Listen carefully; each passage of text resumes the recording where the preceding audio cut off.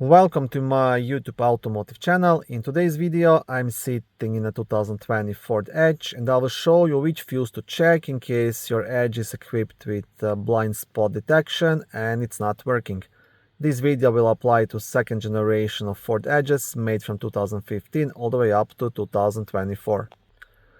If this video was helpful, please consider supporting the channel by liking the videos, subscribing to the channel or becoming a channel member. Now, blind spot detection is pretty much if you have a vehicle driving in your blind spot, there is like a small car icon on your mirror and it will light up every time. And if this option is not working for you, first thing to check is the fuse. The fuse you want to check will be located in the main fuse box, which is under the front hood on the driver's side, right here. Now, to access the fuses, you just have to remove the cover, and you can do that by pushing two black tabs to the left, which are right here. Very easy to do. And then leave the cover up. Once you remove it, on the back side of the cover, you will also have a small fuse diagram.